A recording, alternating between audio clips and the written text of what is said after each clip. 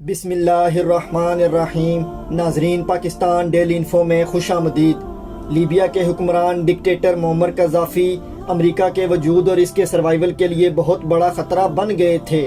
معزز ناظرین، اس ویڈیو میں ہم جانیں گے کہ معمر قذافی کون تھا۔ یہ شخص لیبیا کا صدر تھا۔ اس کا نام معمر محمد ابو منیار القذافی تھا۔ 7 جون 1942 قصر ابو ہادی لیبیا میں پیدا ہوئے۔ اگر آج یہ شخص زندہ ہوتا تو شاید مسلمانوں کی پہچان ہی کچھ اور ہوتی۔ اس شخص نے 1969 سے لے کر 2011 تک لیبیا میں حکومت کی اور 20 اکتوبر 2011 میں امریکی CIA نے باغی گروپس کے ساتھ مل کر قذافی کو ظلم اور بے دردی سے قتل کر دیا۔ خود کو بے دردی سے مارے جاتے وقت معمر قذافی کہتا رہا کہ میرے بچوں، تم نہیں جانتے کہ تم کتنی بڑی غلطی کر رہے ہو۔ تم سچ نہیں جانتے۔ کسی بیرونی سازش کا حصہ بن کر اپنے ملک کو تباہ مت کرو۔ مگر کسی نے بھی ان کی بات نہیں سنی۔ معمر قذافی نے اپنی ایک تاریخی تقریر کے اندر تمام مسلم دنیا کو آگاہ کیا تھا کہ اب وقت آ گیا ہے کہ تمام مسلم حکمران اکٹھے ہو جائیں، ورنہ عراق، شام اور فلسطین، افغانستان کے بعد ایک ایک کر کے ہماری باری آنے والی ہے، اور دشمن ہمیں ڈیوائیڈ اینڈ رول کے تحت تباہ کرنا چاہتا ہے تاکہ مسلمانوں کے آپسی اتحاد کو توڑ کر ایک ایک ملک کو باری باری تباہ کیا جا سکے۔ اور یہ بھی کہا کہ اگر مجھے قتل کیا گیا تو لیبیا پہلے جیسا کبھی نہیں رہ پائے گا۔ میں لیبیا کی شان و شوکت اپنے ساتھ لے جاؤں گا۔ اور آج ان کی وفات کو 11 سال گزر چکے ہیں اور وقت نے ثابت کیا کہ قذافی کے الفاظ سچائی پر مبنی تھے۔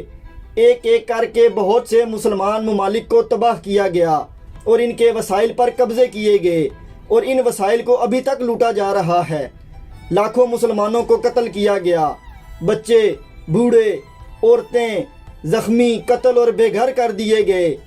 آج لیبیا کے ٹکڑے ہو چکے ہیں اور اس کے اندر بے تحاشا باغی جماعتیں موجود ہیں۔ دنیا کے تمام مافیا اور دہشت گرد یہاں پر موجود ہیں۔ اکانومی بالکل تباہ ہو چکی ہے اور پورا ملک قیامت کی منظر کشی کر رہا ہے۔ لیکن یاد رہے، قذافی کے دور اقتدار میں اس ملک کے باشندوں کا لائف سٹائل اور آمدنی یورپ کے ترقی یافتہ ممالک سے بھی زیادہ تھی۔ لیکن یہاں یہ سوال اٹھتے ہیں کہ بغاوت کی وجہ کیا تھی؟ معمر قذافی کو کیوں قتل کیا گیا؟ قذافی کی موت کے پیچھے چھپے حقائق کیا تھے؟ آج لیبیا کس حال میں ہے؟ قذافی کی موت کے بعد ہیلری کلنٹن اور ہالی ووڈ فلم انڈسٹری کے اندر کیسے ان کا مذاق اڑایا گیا؟ اس تلخ تاریخ سے ہم کیا سیکھ سکتے ہیں؟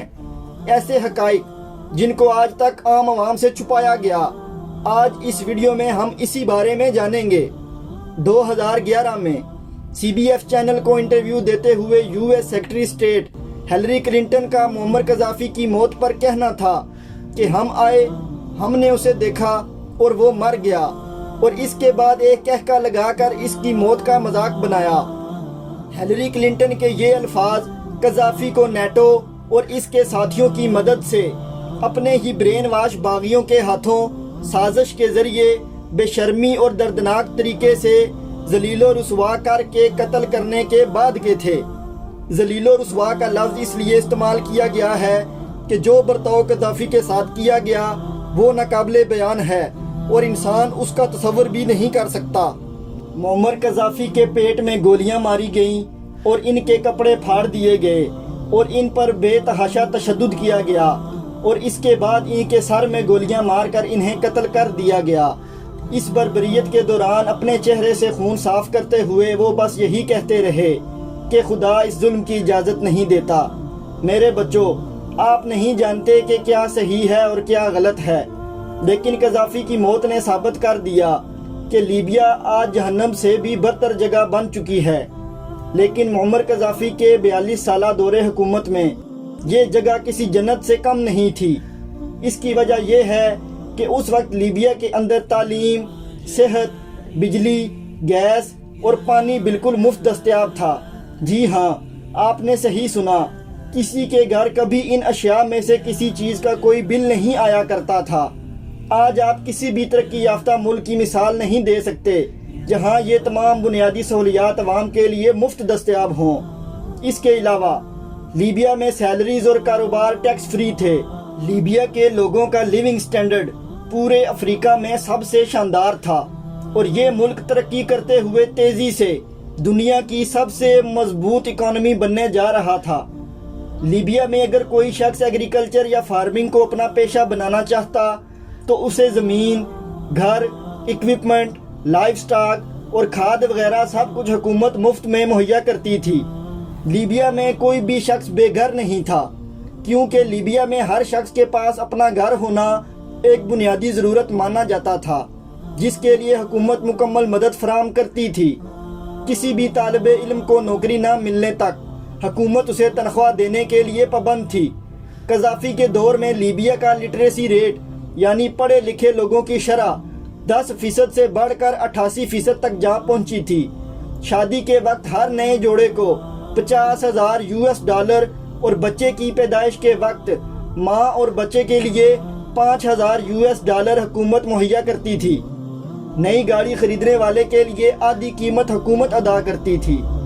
قذافی نے بینکس اور آئل کو نیشنلائز کر دیا تھا، جس کی وجہ سے بینک لون انٹرسٹ کی شرح 0 تھی اور پیٹرول تو پانی سے بھی زیادہ سستا تھا۔ کیا آپ اس بات کا تصور کر سکتے ہیں کہ لیبیا کے آئل کی فروخت سے حاصل ہونے والے منافع سے کچھ حصہ ہر شہری کے اکاؤنٹ میں حکومت کی جانب سے ٹرانسفر کیا جاتا تھا۔ Mega national electric grid project حکومت نے بنایا، جو کہ پورے لیبیا کو مفت بجلی فراہم کرتا تھا۔ یہ اتنا بڑا تھا کہ برطانیہ اور فرانس کے گریڈ سٹیشنز مل کر بھی اس کے سائز اور پاور کا مقابلہ نہیں کر سکتے تھے۔ اس ملک پر کوئی بیرونی قرضہ نہیں تھا، بلکہ اس کے پاس اپنے $150 بلین کے ریزروز موجود تھے، اور دنیا کا سب سے بڑا ہیومن اریگیشن پروجیکٹ لیبیا کے اندر موجود تھا، جو کہ ایک عجوبے سے کم نہیں تھا، کیونکہ یہ 2820 کلومیٹر لمبا انڈر گراؤنڈ پروجیکٹ تھا، جسے بنانے کے اندر $25 بلین خرچ کیے گئے تھے۔ Nubian sandstone aquifer system یعنی زمین کے نیچے موجود دنیا کا سب سے بڑا تازہ پانی کا ذخیرہ، جس کا کچھ حصہ مصر، سوڈان، لیبیا اور چاڈ کے اندر موجود ہے۔ یہ آئس ایج کے زمانے کا زیر زمین فریش پانی کا بہت بڑا ذخیرہ ہے، جو کہ کئی ہزار سالوں سے زیر زمین موجود ہے۔ اس کا جو حصہ مصر کے نیچے زمین کے اندر موجود ہے وہ اتنا زیادہ ہے کہ دریائے نیل نے 500 سالوں کے اندر اتنا پانی نہیں بہایا ہوگا، جبکہ لیبیا کے لوگ اسی ایکوا فائر سے تازہ پانی پی رہے ہیں، جسے قذافی نے اپنے لوگوں کے لیے بنایا تھا، جو کہ اگلے 1000 سال تک ختم نہیں ہوگا، چاہے اس سے جتنا مرضی پانی استعمال کر لیا جائے، جس کا صلہ لیبیا کے لوگوں نے نیٹو کے ساتھ مل کر قذافی کو شہید کر کے دیا۔ مگر سوال یہ ہے کہ ایک ترقی یافتہ ملک میں ایسے حالات آخرکار پیدا کیسے ہوئے؟ نیٹو نے ایسی کیا چال چلی کہ قذافی کے اپنے ہی لوگ اس کی جان کے دشمن بن گئے؟ پہلی وجہ تھی معمر قذافی کے آئیڈیاز یعنی خیالات، جس کی وجہ سے وہ مستقبل میں امریکن اکانومی کو ٹکر دے کر اسے پیچھے چھوڑنے والے تھے، کیونکہ آپ سبھی لوگ جانتے ہیں کہ کوئی بھی ملک اپنی اکانومی کی وجہ سے سپر پاور کہلاتا ہے۔ کسی ملک کے پاس چاہے کتنی بڑی فوج موجود ہو، اگر اسے چلانے کے لیے ملک کے پاس وسائل موجود نہیں ہیں تو یہ آرمی کسی کام کی نہیں ہوگی۔ دوسری وجہ تھی قذافی کا مسلمان لیڈرز کو اکٹھا کر کے نیٹو کے خلاف ایک بلاک مستقبل میں بنانے کا خدشہ، اور تیسری سب سے بڑی وجہ تھی آئل، جس کی وجہ سے امریکہ نے افغانستان، عراق اور شام وغیرہ کو پہلے ہی تباہ کر رکھا تھا۔ آپ سوچ سکتے ہیں اس بات کا ثبوت کیا ہے؟ اس کا سب سے بڑا ثبوت ہے ہیلری کلنٹن کی ای میل لیکس، جس میں صاف ظاہر تھا فرانس اور امریکہ نے لیبیا کو تباہ کرنے کے لیے سازش کے تحت قذافی پر حملہ کروایا۔ اور اس کے علاوہ ایک اور اہم وجہ جو لیبیا پر امریکی حملے کا باعث ہے وہ یہ تھی کہ لیبیا چونکہ افریقن کانٹیننٹ کے اندر آتا ہے اور لیبیا کے پاس 143 ٹن گولڈ کے ریزروز موجود تھے، تو اس کا مستقبل میں ارادہ تھا کہ پورے افریقہ کے اندر ایک ہی گولڈ دینار کی کرنسی لانچ کی جائے، جس کے بعد لیبیا کی آئل کی تجارت گولڈ دینار میں ہوتی۔ اس طرح افریقہ میں موجود 17 فرینچ کالونی رہ چکے ملکوں کے اندر فرانس کی کرنسی کی بجائے گولڈ دینار کے اندر تجارت ہوتی، جس کے بعد فرانس کا کنٹرول ان فرینچ کالونیز پر سے بالکل ختم ہو جاتا اور یہ ممالک فرانس کے اثر سے آزاد ہو جاتے۔ ان تمام وجوہات کے ساتھ ساتھ قذافی نے یہ بہت بڑا فیصلہ کر لیا تھا کہ پوری دنیا کے اندر کروڈ آئل جو کہ US ڈالر میں بیچا جا رہا ہے، اب ہم اسے یورو، رشین کرنسی روبل اور روپے میں بیچیں گے۔ اور آپ لوگ جانتے ہیں امریکن کرنسی کے مضبوط ہونے کی وجہ بھی آئل کی فروخت اور باقی تمام بڑی صنعتوں کی تجارت کا امریکی ڈالر میں ہونا ہے، جس سے امریکی ڈالر کی ڈیمانڈ بڑھتی ہے اور یہ کرنسی مضبوط ہونے لگتی ہے۔ لیکن قذافی کا یہ فیصلہ سیدھا سیدھا امریکن کرنسی کی موت تھا۔ اس کے علاوہ لیبیا نے امریکہ کے رائیول ممالک چائنا اور روس کے ساتھ ان کی اپنی کرنسیز میں اربوں ڈالرز کے آئل کی ڈیل کی تھی۔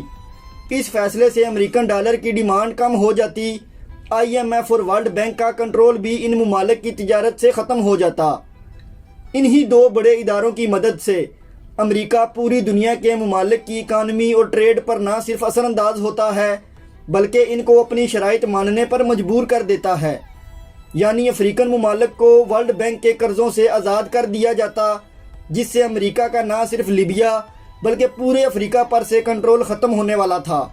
لہٰذا یہ بات تو بالکل صاف ہے کہ اگر امریکہ اس وقت کارروائی نہ کرتا تو یہ پالیسی دنیا کے باقی ممالک کے لیے ایک عمدہ مثال بن جاتی اور وہ بھی یکے بعد دیگرے قذافی کے نقش قدم پر چلنے لگتے، اور یہی بات امریکہ کو قبول نہیں تھی۔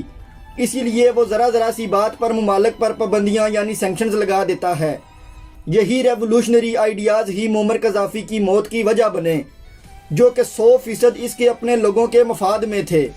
اور اس کے علاوہ بھی ایک اور وجہ ہے کہ نیٹو کو اپنے ملک میں کالونیز نہ بنانے دینا، کیونکہ قذافی کو امریکہ اور اس کے اتحادیوں کی اپنے ملک کے اندر کسی بھی قسم کی مداخلت بالکل برداشت نہیں تھی۔ ان سے پہلے ادریس بن محمد المہدی السنوسی لیبیا میں حکمران تھا۔ وہ ایک بہترین مغربی کھٹ پتلی تھا۔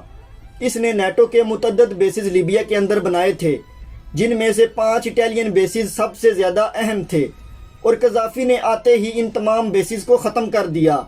اس کے علاوہ آپ جانتے ہیں کہ لیبیا کے اندر آئل کے بے تحاشا ذخائر موجود ہیں۔ قذافی نے ان وسائل کو نیشنلائز کر دیا تھا۔ اس کا مطلب یہ تھا کہ کوئی بھی باہر کی کمپنی آ کر لیبیا میں تیل نہیں نکال سکتی اور نہ ہی ان وسائل کو کنٹرول کر سکتی ہے۔ لیکن امریکہ، فرانس، برطانیہ اور اٹلی کو اپنی ضروریات کے لیے یہ آئل ہر صورت چاہیے تھا۔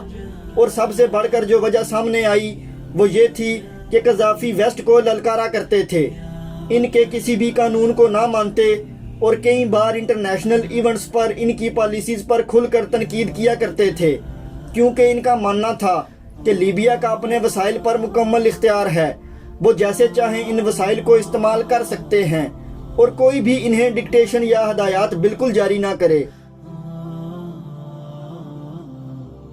قذافی کو اپنے فارن افیئرز میں کسی بیرونی طاقت کی مداخلت بالکل بھی قبول نہ تھی، اور قذافی اپنی ان پالیسیز کی وجہ سے ویسٹ کو بہت زیادہ نقصان پہنچا رہے تھے، اور ویسٹ اسے اور کتنی دیر برداشت کرتا۔ ان کی آنکھوں میں یہ شخص کانٹے کی طرح چبھنے لگا تھا، لہٰذا قذافی کا جانا طے ہو گیا، مگر جنگ سے نہیں بلکہ سازش سے۔ دراصل ہوا کچھ یوں، 2010 کے آغاز میں اکانومی انسٹیبلٹی کے چلتے افریقہ کے ملک تونیشیا میں پرامن مظاہرے شروع ہوئے، جو کہ بڑھتے بڑھتے ایجپٹ، بحرین، سیریا اور یمن تک جا پہنچے، اور مغربی میڈیا نے ان حالات کو ہتھیار کے طور پر استعمال کرنے کا فیصلہ کیا، اور ان مظاہروں کو عرب اپرائزنگ کا نام دیا گیا۔ 15 فروری 2011 کو یہ مظاہرے لیبیا کے شہر بنغازی میں فتح تارون نامی ہیومن ایکٹیوسٹ کی گرفتاری کے خلاف شروع ہوئے، اور دیکھتے ہی دیکھتے کئی باغی گروپس نے اکٹھے ہو کر قذافی کی حکومت کے خلاف ایک نئی حکومت بنا لی۔ ویسٹرن میڈیا نے ان معاملات کو بڑھا چڑھا کر بیان کیا اور پروپیگنڈا کیا کہ قذافی طاقت کا استعمال کر کے اپنے لوگوں کو مار رہا ہے، حالانکہ ایسا بالکل نہیں تھا، لیکن مغرب کو اس سے اچھا موقع نہیں ملنے والا تھا، اس لیے انہوں نے اسی بہانے کو سامنے رکھا۔ یونائٹڈ نیشنز نے 17 مارچ 2011 کو 1973 کی ریزولوشن کے تحت نیٹو اور اس کے اتحادیوں کو لیبیا میں حملہ کرنے کی اجازت دے دی اور کہا گیا کہ لیبیا کے لوگوں کو قذافی سے بچائیں۔ حالانکہ اس ریزولوشن کی ووٹنگ کے اندر رشیا، چائنا، انڈیا، برازیل اور جرمنی نے ووٹ ڈالنے سے منع کر دیا تھا کہ ہمیں اس بات کے ٹھوس ثبوت نہیں ملے۔ مارچ 2011 لیبیا پر یورپ اور مڈل ایسٹ کے 10 ممالک نے حملہ شروع کیا، جس کے بعد 7 اور ممالک بھی اس کے اندر شامل ہو گئے، یعنی 17 ممالک کی اتحادی فوج اور اکیلا لیبیا، کوئی دوست یا اتحادی ملک ساتھ نہیں۔ اور دوسری طرف قذافی کو اپنے ملک میں فوجی بغاوت کا ڈر ہمیشہ رہتا تھا، اس لیے اس نے اپنی فوج کو مختلف حصوں میں تقسیم کر کے پورے ملک میں پھیلا رکھا تھا، جس کا سب سے بڑا نقصان قذافی کو اس حملے کے نتیجے میں اٹھانا پڑا۔ 20 اکتوبر 2011 قذافی 30 گاڑیوں کے قافلے کے اندر بنغازی شہر جا رہے تھے کہ نیٹو فورسز نے ان کے فون سے ان کی لوکیشن معلوم کر کے ڈرون کے ذریعے ان کی گاڑیوں پر حملہ کر دیا۔ ان میں سے زیادہ تر گاڑیوں کو تباہ کر دیا گیا اور قذافی اپنی جان بچانے کے لیے ایک ڈرینیج پائپ کے اندر گھس گئے، لیکن باغیوں نے انہیں دیکھ لیا اور انہیں اس پائپ سے باہر نکالا اور انتہائی بے دردی سے انہیں مارا پیٹا اور پھر شہید کر دیا۔ 2 دن تک ان کی لاش کو فریزر میں رکھا گیا، لوگ آ کر ان کی لاش کا دیدار کرتے رہے۔ آخر کار ریگستان میں کسی خفیہ جگہ پر انہیں دفنا دیا گیا، جس کے بعد معمر قذافی کے یہ الفاظ لوگوں کی سمجھ میں آئے کہ جب میں جاؤں گا تو لیبیا کی شان و شوکت بھی اپنے ساتھ لے جاؤں گا، کیونکہ آج لیبیا 3 ٹکڑوں کے اندر تقسیم ہو چکا ہے۔ ایک ہے درمیانہ حصہ جس میں تمام آئل کے ذخائر موجود ہیں اور اس پر لیبیا کی نیشنل آرمی کا قبضہ ہے، اور دوسرا حصہ نارتھ ویسٹ ہے جو کہ گورنمنٹ آف نیشنل اکارڈ کے پاس ہے اور یہ امریکن سپورٹڈ ہے، اور تیسرا حصہ باغیوں کے پاس ہے۔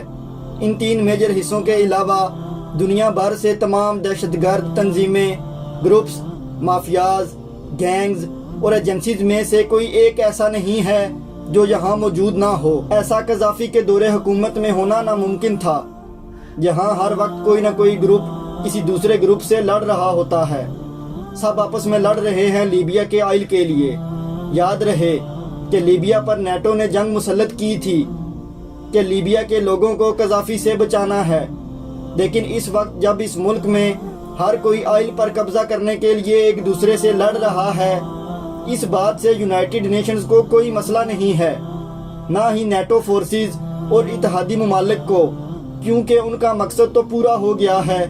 کرپشن، کرائم، قتل و غارت، بے روزگاری، تباہی، ہر جگہ یہی نظر آتا ہے۔ ان کا حال پوچھنے والا دنیا میں کوئی نہیں ہے۔ لیبیا کے لوگ آج بھی ان لوگوں سے جواب کے منتظر ہیں جو قذافی سے بچا کر انہیں ایک شاندار مستقبل دینے آئے تھے۔ یہاں کے لاکھوں لوگ اپنی جانیں دے کر سمجھ گئے ہیں اور اپنا خوشحال ملک تباہ کروا کر انہیں پتہ چل گیا ہے کہ قذافی نے ٹھیک کہا تھا کہ جب جاؤں گا تو لیبیا کی شان و شوکت اپنے ساتھ لے جاؤں گا۔ اور ان تاریخی الفاظ کا مطلب کیا تھا؟ اور ان تمام حقائق سے ہمیں یہ سیکھنے کو ملتا ہے کہ دشمن بنا ہتھیاروں کے سازشوں کے ذریعے آپ کو تباہ کر سکتا ہے۔ اگر کوئی مخلص لیڈر آپ کے ملک کی تقدیر کو بدلنا چاہتا ہے تو عوام کی سپورٹ کے بغیر وہ اکیلا کچھ بھی نہیں ہے۔ عوام کو اپنے حقوق و فرائض کو سمجھنے کی ضرورت ہے۔ اپنے ملک کی فوج کا ساتھ کبھی نہ چھوڑیں۔ باقی آپ اس سارے معاملے کے بارے میں کیا سوچتے ہیں؟ کمنٹس میں اپنی رائے کا اظہار ضرور کریں۔ دوبارہ ملاقات ہوگی کسی ایسی ہی شاندار ویڈیو میں۔ اپنا خیال رکھیے گا۔ ہماری اس ویڈیو کو دیکھنے کے لیے آپ کا بہت شکریہ۔ اللہ حافظ۔